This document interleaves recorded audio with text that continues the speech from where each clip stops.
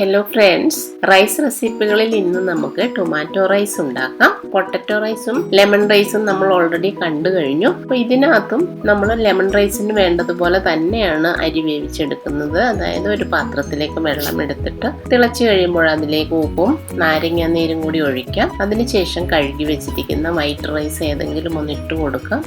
എന്നിട്ട് അതൊന്ന് 90% വെന്ത് കഴിയുമ്പോഴേക്കും ഒരു അരിപ്പ പാത്രത്തിലേക്ക് മാറ്റിയിട്ട് തണുക്കാൻ വേണ്ടിയിട്ട് വെക്കാം. ഇങ്ങനെയാണ് നമ്മൾ റൈസ് തയ്യാറാക്കുന്നത്. ഇനി എങ്ങനെയാണ് ടൊമാറ്റോ റൈസ് ഉണ്ടാക്കുന്നത് നോക്കാം. ഒരു പാൻ വെച്ചിട്ട് അതിലേക്ക് ചൂടാകുന്ന സമയത്ത് നെയ്യ് 1 ടീസ്പൂൺ ഒഴിക്കാം. 1 ടീസ്പൂൺ വെളിച്ചെണ്ണയും കൂടി ഒഴിക്കാം. രണ്ടും കൂടി മിക്സ് ചെയ്താണ് ഞാൻ ഒഴിക്കുന്നത്.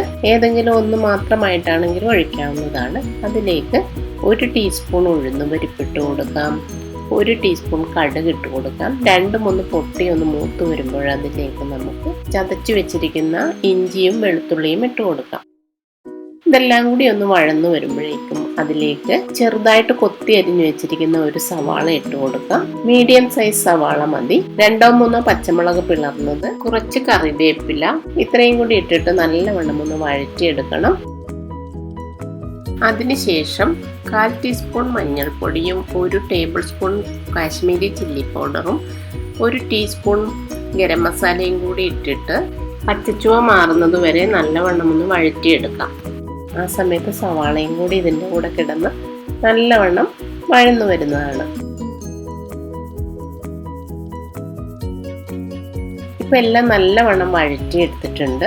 ഇനി നമുക്കിതിലേക്ക് ചെറുതായിട്ട് അരിഞ്ഞു വെച്ചിരിക്കുന്ന 3 തക്കാളി ഇട്ട് കൊടുക്കാം. 1 സവാളയും 3 തക്കാളിയുമാണ് എടുത്തിരിക്കുന്നത്. ടൊമാറ്റോ റൈസ് ആയതുകൊണ്ട് തന്നെ ഇതിൽ തക്കാളിയാണ് കൂടുതൽ വേണ്ടത്. തക്കാളിയുടെ ഒരു കളറും ടേസ്റ്റും ഒക്കെയാണ് ഈ ഒരു റൈസിൽ മുന്നോട്ട് നിൽക്കേണ്ടത്. അതിലേക്ക് നമുക്ക് കുറച്ച് ഉപ്പും കൂടി ഇടാം. സവാളയ്ക്കും തക്കാളിക്കുമുള്ള ഉപ്പാണ് ഇടുന്നത്. റൈസ് നമ്മൾ ഓൾറെഡി ഉപ്പിട്ടാണ് വേവിച്ച് വെച്ചിരിക്കുന്നത്.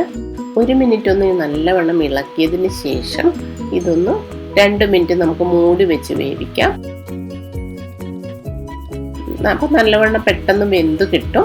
ഇനി അതിന് ശേഷം തുറന്നിട്ടൊന്ന് ഇളക്കിയിട്ട് ടൊമാറ്റോയൊക്കെ നല്ലവണ്ണം വെന്ത് ഉടഞ്ഞിട്ടില്ലെങ്കിൽ സ്പൂണ് വെച്ചൊന്ന് നല്ലവണ്ണം ഉടച്ചെടുക്കണം.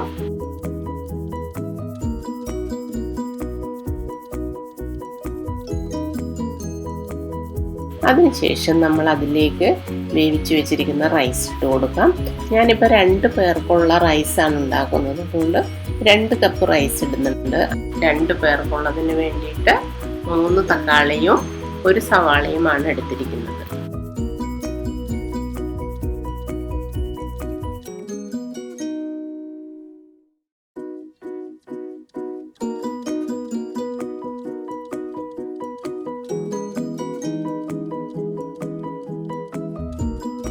നല്ലവണ്ണം കൂട്ടി ഇളക്കിയതിന് ശേഷം നമ്മൾ വഴറ്റിയെടുത്തിരിക്കുന്ന മസാലകളുടെയൊക്കെ ഫ്ലേവർ ഒന്ന് റൈസിൽ പിടിക്കുന്നതിന് വേണ്ടി 1 മിനിറ്റ് ഒന്ന് മൂടി വെച്ച് വേവിക്കാം. അങ്ങനെ മൂടി വെച്ച് 1 മിനിറ്റ് വേവിച്ചതിന് ശേഷം അതൊന്ന് തുറന്ന് ഇളക്കാം. ഇതിന് കോമ്പിനേഷനായിട്ട് നമുക്ക് പപ്പടമോ കേടോ പിക്കിളോ സലാഡോ ഒക്കെ യൂസ് ചെയ്യാവുന്നതാണ്. കുറച്ച് മല്ലിയില കൂടി ഇട്ട് കൊടുക്കാം. ഇപ്പം നമ്മുടെ ടേസ്റ്റി ആയിട്ടുള്ള ടൊമാറ്റോ റൈസ് പെട്ടെന്ന് തന്നെ റെഡി ആയിട്ടുണ്ട്. എല്ലാവരും ട്രൈ ചെയ്ത് നോക്കുക. നെക്സ്റ്റ് റൈസ് റെസിപ്പിയുമായിട്ട് നമുക്ക് നെക്സ്റ്റ് വീഡിയോയിൽ കാണാം. Till then bye.